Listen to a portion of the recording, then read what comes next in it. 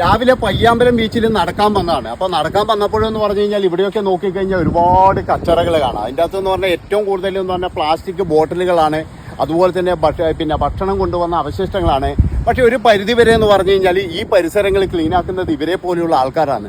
ഇപ്പോൾ ഈ ബായി എന്ന് പറഞ്ഞ ഈ ബായിയോട് നമുക്കൊന്ന് ചോദിക്കാം. ഞാൻ ഇയാളെ കണ്ട് 2-3 ദിവസമായി ഇങ്ങനെ തുടർച്ചയായിട്ട് ഇങ്ങനെ കാണുന്നത്. ഇവരെ പോലെ ഒരു 3-4 ആൾക്കാരുണ്ട് ഇവിടെ പിന്നെ ഇതുപോലെ ഈ ബോട്ടിൽ എടുക്കുന്നത്. അപ്പോൾ ഇവരോട് തന്നെ ചോദിക്കാം, ഭായ് ഹിന്ദി അധികമൊന്നും അറിയില്ല, അതുകൊണ്ട് എല്ലാവരും ഒന്ന് ക്ഷമിക്കണേ. എനിക്ക് അറിയുന്ന ഒരു ഹിന്ദി വെച്ചിട്ടാണ് ഞാൻ തട്ടുന്നത്. आप किधर से किधर के?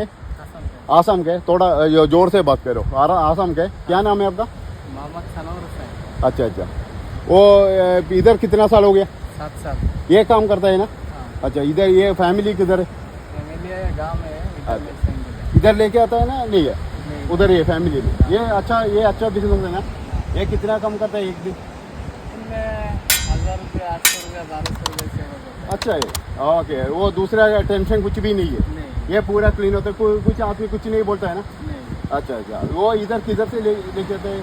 इधर फैक्ट्री किधर है? ये जाएगा बलवटना. വളവട്ടണമേ. ഓ വളവട്ടണത്ത് ഈ വളവട്ടണത്ത് ഉള്ള ഒരു ഫാക്ടറിയിലേക്കാണ് ഇവർ കൊണ്ടുപോകുന്നത്. ആസാമിൽ നിന്നാണ് വന്നിരിക്കുന്നത്. അപ്പോൾ ഇവർ ഈ ഒരു സംഭവം കൊണ്ട് മാത്രമാണ് ഇവർ ഈ തൊഴിൽ കണ്ടെത്തിയിരിക്കുന്നത് എന്നുള്ളതാണ്. അതായത് നമ്മൾ വലിച്ചെറിയുന്ന സാധനത്തിൽ നിന്നും ഇവരൊരു തൊഴിൽ കണ്ടെത്തിയിരിക്കുകയാണ്.